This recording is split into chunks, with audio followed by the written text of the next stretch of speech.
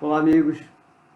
Como toda quarta-feira, 9 da noite, a gente então vai bater aquele papo, né? Oi, Renata. Ah, sim. É porque eu não consegui saber quem era você, por isso que eu pedi. Então, aquele nosso papo de toda quarta, 9 da noite, que na semana passada foi na quinta, né? Mas por causa de alguma coisa que eu não me lembro o que foi, eu estava viajando, é isso. Aí cheguei na quarta e não deu tempo de fazer a nossa live, né? Na de hoje, o nosso tema é algo assim que chama a atenção de todo mundo, mas também dos professores. É a síndrome do esgotamento profissional, que, logicamente, alcança todas as profissões, mas nós vamos focar mais no professor, que é o professor Rivotril, ou seja, aquele professor que só consegue sobreviver à custa de medicamentos. Isso é terrível, né? Diversas profissões estão acontecendo a mesma coisa, em diversas delas, né? No caso do professor, o problema está na forma da metodologia da sua aula. Nós vamos ver isso. Por quê? O que está acontecendo hoje em termos de aula, tá? De aula, de sala de aula, das necessidades, etc. Nós sabemos principalmente, deixa eu ver aqui, nós sabemos principalmente que a legislação nos obriga hoje a todas as escolas, obriga todas as escolas a serem inclusivas. Por obrigar a ser inclusiva, houve uma mudança radical nas escolas que realmente adotaram a inclusão. E houve uma mudança, talvez até para pior, em relação aos alunos que entraram nessas escolas, e os professores e as escolas não estavam preparados. Por que aconteceu isso? Porque houve a mudança de mentalidade, mas não houve a preparação dos professores para isso. Mas vamos ver o que, primeiro, o que me perguntaram, uma pergunta que chegou bastante, mas por que toda escola tem que ser inclusiva? Por que essa necessidade? Então, existe uma necessidade mesmo. A sociedade mesmo, ao longo do tempo, né, alterou muito a sua forma de entender o outro, principalmente quando o outro mostra diferenças assim significantes na sua forma de ser, na sua forma de entender, de aprender, de elaborar, de comunicar e de se relacionar. A análise histórica de mundo mostra períodos em que houve exclusão total, como em Esparta, por exemplo, na Grécia Antiga, quando eram eliminadas as crianças que apresentassem qualquer deficiência. Tá? Para quê? Para não comprometer aquela perfeição que os espartanos desejavam entre seus soldados, né? No Brasil mesmo, há algum tempo, houve a tendência de excluir das escolas regulares, de toda a sala de aula regular, os alunos que não conseguissem acompanhar o nível da turma. Isso aconteceu há alguns anos, né? A recomendação, na época, era matriculá-los em escolas especiais. Para quê? Para não atrapalhar o desenvolvimento das crianças, dos adolescentes, que estavam acompanhando o nível da turma. Ou seja, hoje a gente acha isso ridículo, mas era uma tendência da mentalidade educacional na época. Porque não é bem o governo, é a mentalidade dos educadores que estão criando, sugerindo mudanças legais, etc. Tá? A sorte é que essa mentalidade começou a mudar e, não sei se por coincidência ou provocado por isso, foi na mesma época em que começou-se a divulgar estudos neurocientíficos que começaram a mostrar o seguinte: primeiro, que desde o nascimento, o cérebro nosso, por meio dos neurônios espelho, analisa todas as características físicas e comportamentais das pessoas que estão em volta da gente, tá? Para que se processe um aprendizado individual de cada um de nós, que significa aprender a ser. Isso a gente vê até naquele filme, naquela história dos meninos lobo da Índia, a gente vê também naquele filme O Enigma de Caspar Hauser, etc., que são filmes, e o da Índia foi um caso real também, né? Baseado em casos reais, né? O segundo ponto que a neurociência mostrou naquela época foi que esse aprendizado comparativo acompanha a nós, né, seres humanos, a vida toda. Para quê? Para modelar o nosso comportamento por meio de uma programação, que todo nosso é programado, das nossas redes neurais. Né? E terceiro, quando o cérebro encontra, por acaso, dificuldade estrutural para começar a imitar o outro, ou seja, o outro tem uma característica física ou neuropsíquica perfeita e nós não. Né? Então, o sistema límbico nosso vai trabalhar no sentido de realizar essa correção. E isso eu tenho mostrado nas nossas aulas, palestras, que é o caso de John Nash, por exemplo. Né? John Forbes Nash Jr., aquele cientista matemático que ganhou o Prêmio Nobel de Economia, esquizofrênico, paranoico, e que ele conseguiu o autocontrole da esquizofrenia paranoica dele com essa situação, ou seja, ele conseguiu se controlar. E o cérebro foi corrigindo uma coisa que na psiquiatria todos acham que é uma coisa incurável. Bom, isso aí eu estou falando por quê? Se um aluno com qualquer tipo de deficiência que dificulte a sua aprendizagem, o relacionamento, estiver num ambiente onde a maioria não possui deficiência nenhuma, o seu cérebro vai estar constantemente em processo de correção dos seus sintomas. E o cérebro vai considerar tudo nele que é diferente dos outros como defeito. É por isso que, para que a gente facilite esse processo da autocorreção dos defeitos, dos sintomas, etc., que é realizado o tempo todo pelo cérebro dos alunos, pelo nosso cérebro, tá? Que você colocando poucos alunos com deficiência numa sala com muitos alunos ditos normais, ou seja, alunos neurotípicos, o cérebro vai ter mais facilidade de identificar e corrigir. Mas agora, se esse aluno estiver numa sala de aula em que todos os seus colegas têm os mesmos sintomas, o cérebro vai olhar para todo mundo e vai dizer, eu sou normal, e não vai tentar corrigir nada. Por isso que a educação inclusiva, por isso que a inclusão é uma coisa extremamente necessária para corrigir, para melhorar, né, essas crianças. Então, eu que no início, inclusive, eu era até contra, assim que saiu a inclusão, eu achava que as crianças especiais tinham que estar em escolas especiais, porque só nas escolas especiais tinha pessoal especializado para isso. Hoje eu já sou totalmente de opinião contrária. Eu acho que tem que estar nas escolas regulares mesmo.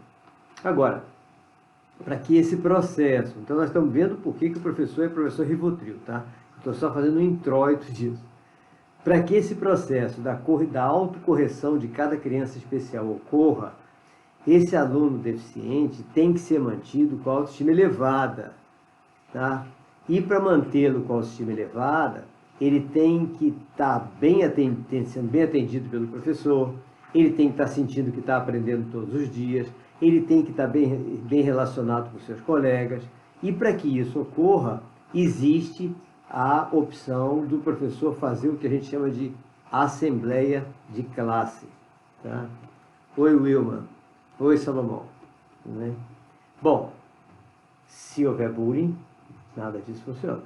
É óbvio, né? Aí não funciona nada. Então, o bullying é uma coisa que tem que ser eliminado, porque ele cria bloqueios emocionais seríssimos e muito difíceis de serem superados. Então, uma das coisas mais importantes das escolas é isso. Agora, vamos ver o seguinte. Visto isso, vamos ver como é que a legislação atual trabalha para juntar tudo isso e ver como é que o professor vai se virar numa sala de aula, tá? Então, uma das coisas importantíssimas é que na Lei Brasileira de Inclusão, no seu artigo 27, que é um dos artigos mais básicos para tudo isso, diz que a educação constitui direito da pessoa com deficiência e assegurado o quê? Sistema educacional inclusivo em todos os níveis e mais uma porção de coisas, mas vamos ver o ponto básico que ele diz. E que essa educação tem que permitir que o aluno alcance o máximo desenvolvimento possível de seus talentos e de suas habilidades, segundo suas características, seus interesses e suas necessidades de aprendizagem. Então vejam que a lei determina que cada aluno com dificuldade seja atendido exatamente dentro do seu interesse, da sua necessidade de aprendizagem, para que ele alcance o máximo possível dos seus talentos e habilidades.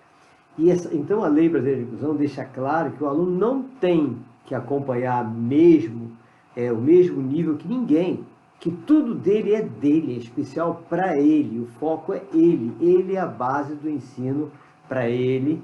Então, o professor regular tem que se referenciar a esse aluno para dar aula para esse aluno, e se referenciar aos outros alunos para dar aula para os outros alunos. Olha aí, começa a complicar, né? É exatamente isso que está trazendo estresse completo para diversos professores. Outra coisa da legislação, ainda, Lei Brasileira de Inclusão, no artigo 28, item 5, ele diz o seguinte: devem ser adotadas medidas individualizadas, favorecendo a aprendizagem de todos os alunos em instituições de ensino. Mais um detalhe, né? E ainda tem mais outra coisa no artigo 28, item 13 da LBI. Deve ser garantido acesso à educação superior, educação profissional e tecnológica, ou seja, não só a educação básica, todas as educações em todos os níveis devem dar igualdade de oportunidades e condições com as demais pessoas. Agora, para que a gente saiba o que significa igualdade de oportunidades, tá? E de condições com as demais pessoas, tem que ver que não é que o paralítico tem que subir a mesma escada que o outro. Então, muita gente está interpretando de uma maneira absurda como essa. Não, porque também na própria LBI diz: a pessoa com deficiência tem que ter igualdade de condições a jogos, atividades recreativas, esportivas e de lazer. Isso diz tudo. É a atividade que tem que se adequar ao aluno, e não o aluno que tem que se adequar àquela atividade. Bom, então, visto isso, nós vamos então ver agora a nossa realidade. Qual é a nossa realidade? Toda a sala de aula, toda, mesmo que não tenha nenhum aluno com deficiência, tem alunos que se desenvolvem normalmente, tem alunos que têm dificuldade de entendimento e tem alunos muito mais avançados que a média da turma. Isso é em toda a sala de aula. Se tiver algum aluno deficiente ali matriculado, essa diferença vai ser mais evidente. Mas toda turma é assim, toda turma é multisseriada. Isso não tem nem dúvida. Se o professor de uma sala, tá, de uma classe dessas, assume que toda a turma está no mesmo nível, e isso eu tenho visto acontecer frequentemente, tá, e que todos têm a mesma capacidade cognitiva, etc., ele fatalmente vai excluir alguns. Em alguns casos, ele pode até excluir um monte. Tá? Então, o primeiro passo que todo professor regular tem que dar é abrir os olhos e olhar a turma e ver a realidade da turma, e não fechar os olhos para a realidade da turma. Tá? E a partir da constatação das diferenças, analisar se a sua prática didática e metodológica consegue atingir os 3 objetivos básicos, importantíssimos, de qualquer educação. Esses objetivos são quais? Tá? O primeiro objetivo é garantir a aprendizagem de todo mundo. O segundo objetivo é estimular a autonomia de todo mundo. O terceiro objetivo é promover a socialização entre todos eles. Então, nós temos que garantir a aprendizagem, estimular a autonomia e promover a socialização. São só esses 3 objetivos. A gente precisa garantir tudo isso. É o que a gente precisa. Agora, se o professor percebe que na sua prática ele não consegue alcançar esses 3 objetivos, então agora é o momento de analisar o que eu devo fazer. Que alteração eu devo fazer no meu processo didático, na minha metodologia. Vou pedir socorro. Se eu não sei, vou pedir socorro, perguntar a alguém, ler alguma coisa, ver se alguém já fez. Oi, Graziele. Nós não podemos abandonar. É achar impossível, não dá. Como eu vejo muita gente falar para mim. Ah, não dá não, isso é impossível. Não é impossível, é possível sim. Nós temos apenas que ser humildes o suficiente para saber que o nosso método, a nossa forma de dar aula, pode não estar certa. Nós é que temos que mudar. Nós não vamos mudar o aluno, não. Nós temos que mudar nós. Porque somos nós que precisamos atender o aluno. Tá? Então, isso é muito, muito importante. Tá? Se há alunos com diferentes níveis de entendimento, uma aula, repare que uma aula expositiva tradicional jamais vai alcançar todos. Então a gente tem que partir disso. Oi, Tati, boa noite. Isso é fato. Então, na metodologia inclusiva, uma metodologia que realmente seja inclusiva, a parte expositiva da aula só deve ser usada para explicações que sirvam para todo mundo. Para o resto, não pode, porque se você vai dar uma aula expositiva, a aula toda, você só vai atingir um pedaço do pessoal. Então nós temos que ver que nós temos que mudar. A aula não pode ser expositiva. Não tem como. A parte expositiva tem que ser o mínimo possível. Tem que ser marketing, só. Nas metodologias que a gente recomenda, que não precisa ser igual à nossa. Oi, Silvana. Silvana Desordi. Acabei de ver sua foto desfilando em Florianópolis, tá? Então, nas metodologias que a gente recomenda, os alunos devem estar organizados em grupos operativos, onde todos passam a ser protagonistas da sua própria aprendizagem. Na realidade, o protagonismo grupal, né? Protagonismo em grupo. E não alunos passivos, esperando que o professor jogue todo o conhecimento para cima dele. Não, isso acabou, gente. Isso é do século retrasado. Nós precisamos que cada aluno, e todos eles, em grupo ou individualmente, sejam alunos ativos, ou seja, protagonistas da própria aprendizagem. Boa noite, Silvana. Então é isso que nós precisamos, tá? Isa Cecília. Em alguns casos é a nossa metodologia que causa dificuldade. É isso, Isa Cecília. Nós precisamos procurar saber que metodologia nós vamos usar e não ficar insistindo numa metodologia que a gente sabe que não está dando certo. Se nós não estamos alcançando aqueles 3 objetivos, não está dando certo a metodologia. Então é exatamente isso que a gente tem que fazer. Então, nós recomendamos o quê? Alunos em grupos operativos. Cada grupo vai receber um roteiro de estudo dirigido ou de tarefas, tá? Todos vão trabalhar sobre o mesmo tema, embora o mesmo tema, mas em níveis correspondentes ao nível de cada aluno ali. Nós podemos ter 2, 3 níveis diferentes, um nível básico, normal, um nível mais baixo e talvez até um nível mais alto. Então, esses roteiros são mesma capa, mesmos desenhos, mesmo tema, tudo igual, exceto a abordagem que vai ser feita, tá? Então, essa metodologia é que vai realmente, Silvana, realmente, a metodologia deve depender da dificuldade do aluno, exatamente. A nossa metodologia é que tem que se adaptar ao aluno, e não o aluno se adaptar à nossa metodologia, realmente. As pessoas estão querendo que os alunos se adaptem. Como? É como fazer com que o cadeirante suba escada.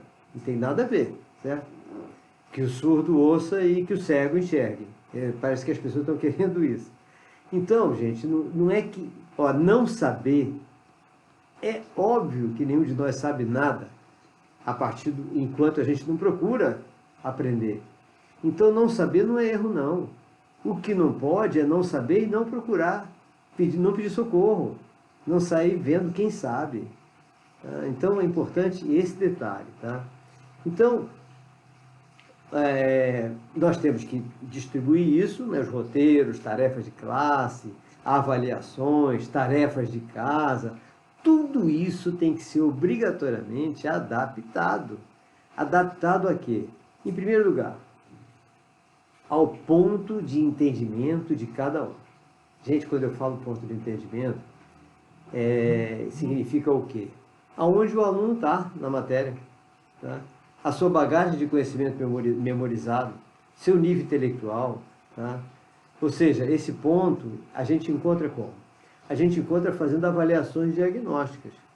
Na realidade, se as escolas cumprissem um papel correto de preenchimento das transferências, daqueles documentos de transferência, que todo mundo só preenche nota, né? Nota, que para mim não serve para nada. Para mim, eliminaria nota que nem Singapura fez, né? Que foi proibido os professores darem nota aos alunos. Eu acho que eu vou fazer a mesma coisa no meu colégio. Mas eu não sei se os professores vão conseguir sobreviver a isso, né?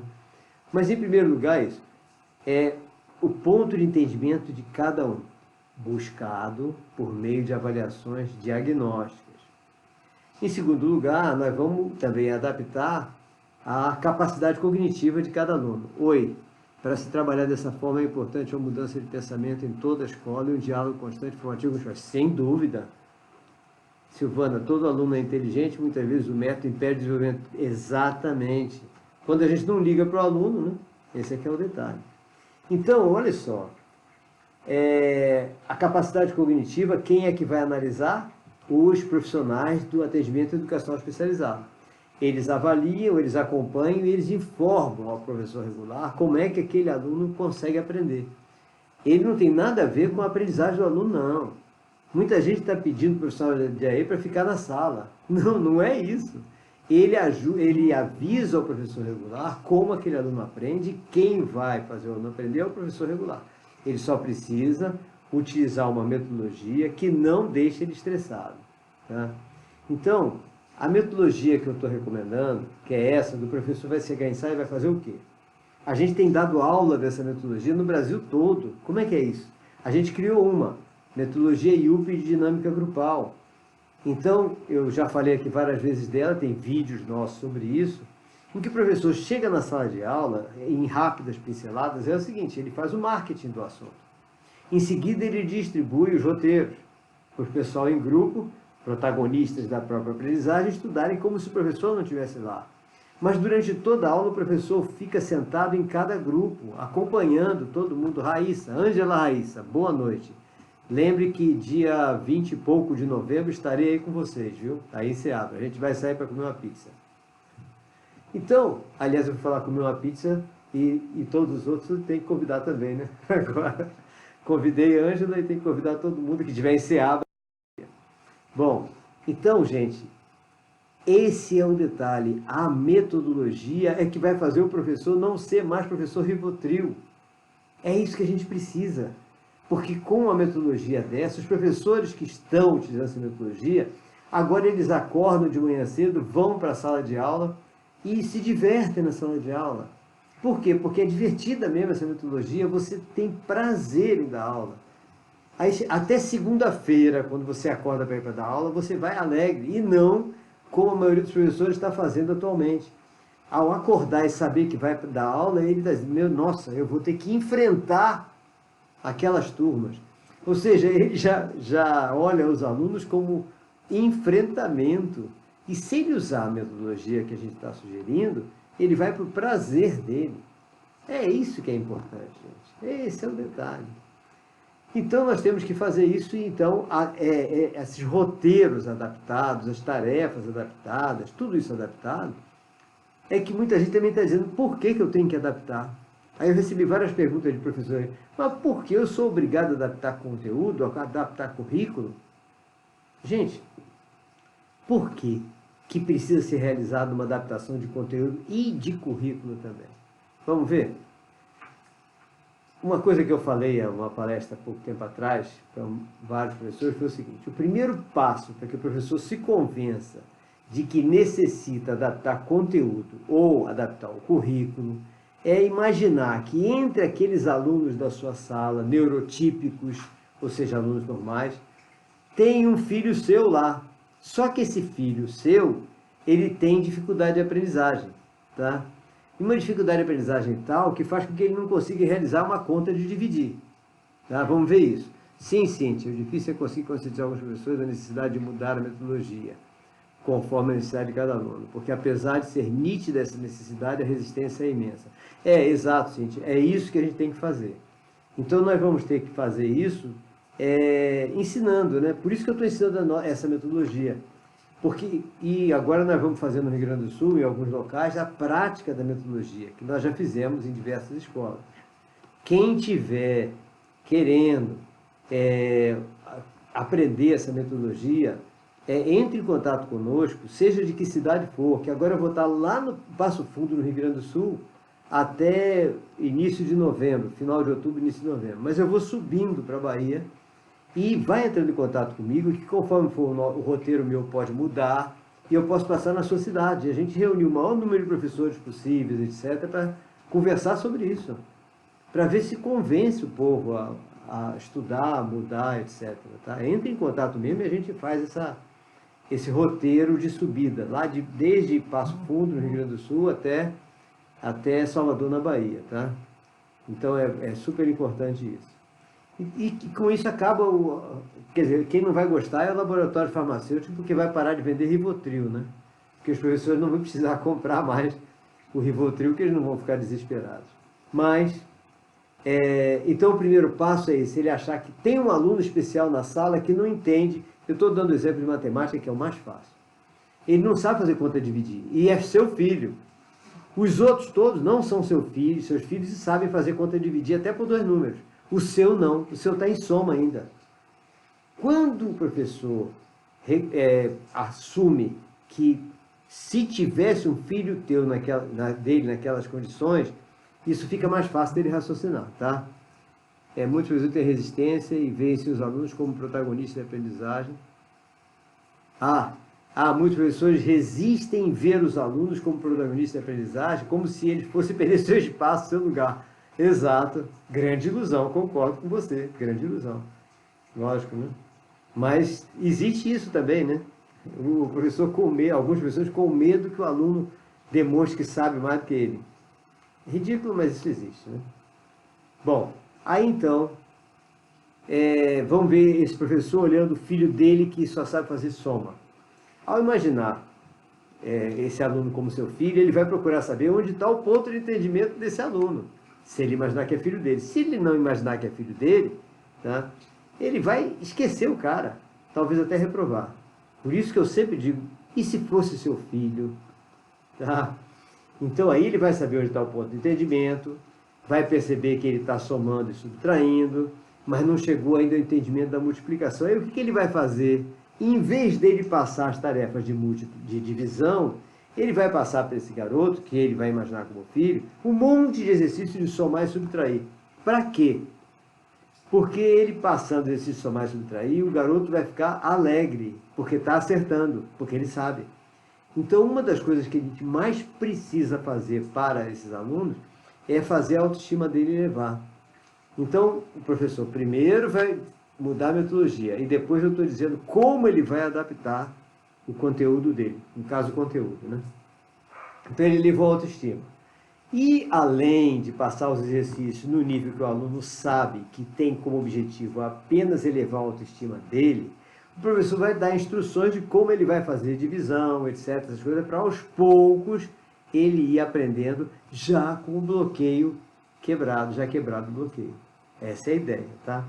Então esse é um exemplo simples. Agora esse exemplo serve para mostrar que se não for realizada essa adaptação, o aluno, ao receber as tarefas dele, ele não vai entender nada. Aí a opção do aluno é o quê? Ainda mais numa sala de aula que não está ninguém em grupo, ele está escondido no canto. Ele vai copiar os trabalhos dos colegas. Chegar numa prova, ele vai copiar a resposta dos colegas. E assim vai. Ele vai se sentir cada vez pior. Se ele tiver alguma síndrome ou transtorno, os sintomas vão aumentar. E nós estamos excluindo o cara, tá? Então nós precisamos realmente prestar atenção nisso. Então eu peço aos professores, assumam que se minha metodologia não está atendendo esses 3 objetivos, eu tenho que mudar a metodologia. Se a minha metodologia é tradicional, pode ter certeza que eu sou um professor Rivotril. Por quê? Porque a metodologia tradicional hoje em dia é complicada. Você passa metade da aula mandando os alunos ficarem quietos ou sentarem. Não tem condição, né? O cara fica transtornado. Aí vem a síndrome essa síndrome de esgotamento profissional. Então, vamos mudar a metodologia e vamos aprender a fazer as adaptações que são necessárias, extremamente necessárias. Nós temos vários tipos de adaptação, tá? Tem adaptação, por exemplo, aquelas ligadas à percepção, que é a adaptação para surdo, cego, mas que não tem deficiência intelectual. Mas as adaptações que eu mais me preocupo são as adaptações daqueles que têm dificuldade de entendimento, como autistas, alguns autistas, TDAH, dislexo, descalcúlico, ou até aqueles que têm DI, ou seja, transtorno do desenvolvimento intelectual, que hoje o nome é esse, pelo CID-11, né? E que era chamado antigamente de retardo mental. Ainda é chamado de DI, né? Mas o nome certo hoje, pelo CID-11, é transtorno de desenvolvimento intelectual, ou seja, DI. Então nós precisamos saber que nós temos várias adaptações a fazer. Uma delas é de currículo e a outra é de conteúdo. Eu falei de conteúdo. E a de currículo? A de currículo é o seguinte, o cara, por exemplo, eu tenho um exemplo claríssimo. É um professor de redes, chegou para mim uma vez comentando que ele estava transtornado porque ele foi obrigado a reprovar um aluno seu que era expert em rede, melhor até que ele mesmo, porque esse aluno não, que tinha deficiência intelectual, ele não conseguia passar nas matérias complementares. Que matérias é essa? Aquela que toda vez que você planeja um curso, você põe as matérias principais, no caso das redes, matéria de rede, e para encher linguiça mesmo, né? Para complementar aquela carga horária que o MEC exige, você põe um monte de matérias complementares. Nessas matérias ele não estava passando. E por causa disso ele não ia receber o diploma técnico de rede. Então, pela legislação, tem que ser feita a adaptação de currículo também. Então, para um aluno desse, ele não vai precisar cursar nenhuma matéria que ele tem dificuldade. Tem que mudar. A legislação é clara, tem que adaptar a ele. A ele. Ele é o objeto principal de estudo nosso para ele aprender. Então, esse é um detalhe importantíssimo. Quanto ao professor com distúrbios, com problemas, etc., como nós falamos no início, né? A tal da síndrome de esgotamento profissional do professor, né?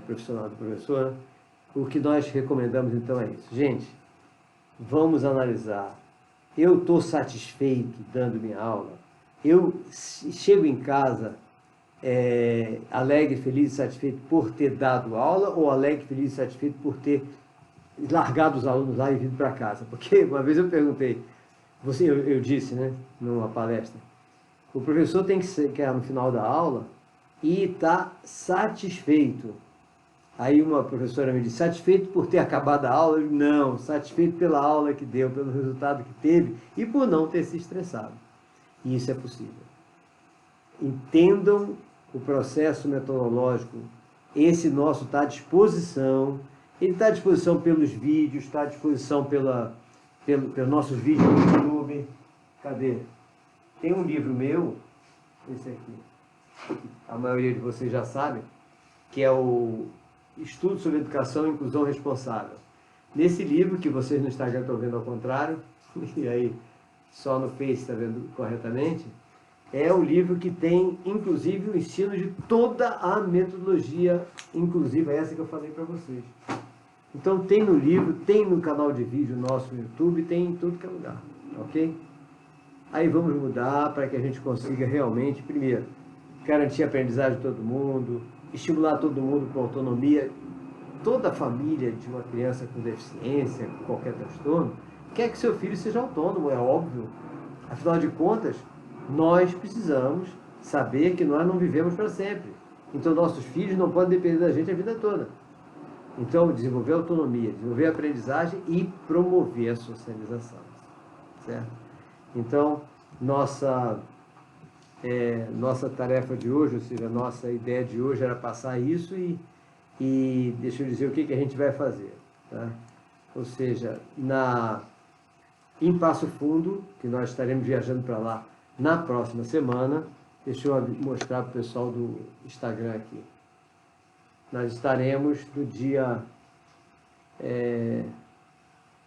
19 e 20 de outubro, dando um curso de autismo e inclusão lá em Passo Fundo, no Rio Grande do Sul. Esse curso vai ser na Unip, Universidade Paulista, que está em parceria com a gente lá no Rio Grande do Sul a partir de agora. Tá? Em seguida, nós teremos também em Passo Fundo, na própria Unip, no dia 22, Como Entender Meu Filho e Garantir Seu Futuro, lá em Passo Fundo também. Tá? Seabra vai ser dia 20 e pouco de novembro, tá? Cíntia, estaremos aí eu sei que é em novembro, 21 parece, 21 a 24 de novembro eu estarei em Seabra. Tá? E aí então esse vai ser Como Entender Meu Filho e Garantir o Seu Futuro, 22 de outubro em Passo Fundo, na Unip. Tá? Depois, no dia 23 durante o dia todo, várias turmas de manhã, várias turmas de tarde, será tecnologia e aprendizagem cerebral para alunos, então só para adolescentes. Vai ser também lá, na Unip, como preparar meu cérebro sem estresse para ter sucesso nos estudos, na vida pessoal, na família e na futura profissão. Então, esses serão os... E no dia 24, o que vocês estão vendo aí é o professor Aventino, doutor Aventino Agostini, um dos maiores cientistas do Brasil, o que está abraçado comigo. É um dos maiores cientistas do Brasil em patologia, tá? E eu estarei no dia 24, num evento, será uma palestra de noite, gratuita para médicos, para todo o pessoal de saúde e educação, onde eu falarei como o cérebro aprende, a relação entre o segundo cérebro e a microbiota intestinal, como base da formação da inteligência e superação das deficiências. E nesse mesmo momento, no dia 24, na Faculdade de Medicina, nós teremos o lançamento do livro Por que as crianças não vêm com manual? Então esse livro, tá, que Mauro Gaglietti é o autor, e fala do Dr. Aventino Agostini. Tá? É uma análise bastante interessante sobre a evolução das crianças. Nós vamos falar bastante sobre isso a partir no dia, né, disso. Eu vou comentar sobre esse aspecto e dizer tudo o que aconteceu lá, né, o que aconteceu lá em Passo Fundo nesse dia. Então, esse é o nosso roteiro a partir da semana que vem. Quer dizer, parte do nosso roteiro lá em Passo Fundo. Nós vamos também estar em diversas cidades lá no interior do Rio Grande do Sul. A Eugênia, Petrolina ou Juazeiro? Sim, Petrolina e Juazeiro, assim que nós chegarmos do Rio Grande do Sul, nós já vamos marcar, assim, já estou precisando apenas, como eu acho que eu já falei para algumas pessoas aí de Petrolina e de Juazeiro, quem pode arranjar auditório para que a gente possa não ter muito custo, não ser muito oneroso para ninguém, aí ou Petrolina ou Juazeiro, né? No auditório, para ter o máximo de gente possível e com isso ter um custo menor, né? Mas eu estarei aí em Juazeiro ou Petrolina também a partir do regresso do Rio Grande do Sul, tá? E os outros estados, outras cidades, entrem em contato para que a gente possa, o mais rápido possível, estar dando essas orientações e estimulando, né, os nossos profissionais, tanto de educação como de saúde, terapeutas, etc., a salvar essas crianças e acabar com a exclusão, né? O nosso trabalho é incluir todo mundo, porque todos têm esse direito, mas incluir de uma forma positiva, ou seja, de maneira que todos eles sejam autônomos e possam ser donos do seu próprio nariz, e os pais poderem ficar tranquilos, e não como uma das mães chegou para mim e disse que eu quero enterrar meu filho porque eu não sei o que será dele se eu morrer antes dele. Isso é uma coisa muito triste da gente ouvir, muito triste. E cabe a nós alertar todo mundo sobre isso. O curso do autismo... Eugênia, pode falar comigo no WhatsApp mesmo. Você tem meu número de WhatsApp? Então, é importantíssimo isso. Aliás, para quem não tem meu número de WhatsApp, deixa eu dizer aqui, eu não escrevi, então vou ter que falar.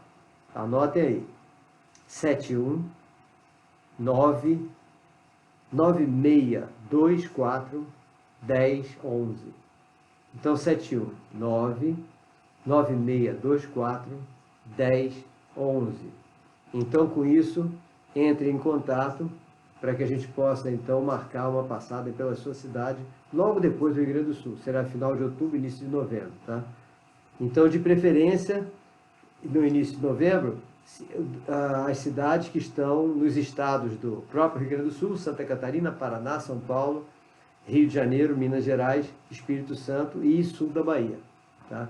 Quer dizer, oeste e sul da Bahia. Numa segunda etapa, nós vamos então para o norte. Nós vamos para o Pará, nós vamos até Ipixuna do Pará, tá? Mas nós estaremos passando pelo litoral, nós vamos pela cidade do litoral e antes do Pará nós estaremos, a última cidade, o último estado será Maranhão, onde nós já estamos organizando um curso, vários cursos de formação lá, ok? Gente, então eu agradeço a todos que estão aí conosco, que nos ouviram. E no próxima quarta-feira, 9 horas da noite, nós teremos de novo nossa live. Mandem suas perguntas, seus questionamentos, etc., para que a gente possa, então, trocar essa ideia, né? Bater esse papo e ser o mais eficaz possível, ou seja, para que eu possa responder as perguntas, etc. Hoje eu organizei baseado em um monte de perguntas que eu recebi, tá? E vou fazer o mesmo para a próxima quarta-feira. Agora, alguns assuntos específicos, como eu tenho feito, eu estou gravando vídeos no canal e estamos publicando no nosso canal do YouTube. Inscrevam-se no nosso canal do YouTube, que é Roberto Anderson. Inscreva-se no canal do YouTube, ative aquele sininho, etc., para você receber os vídeos e para que a gente possa, então, tirar todas as dúvidas que a gente puder. Né? A gente tem que estar, nós temos todos que estar juntos nessa história. Tá? Precisamos estar juntos em tudo isso. Ok? Forte abraço para todos vocês e até a próxima live, quarta-feira, 9 da noite. Até lá.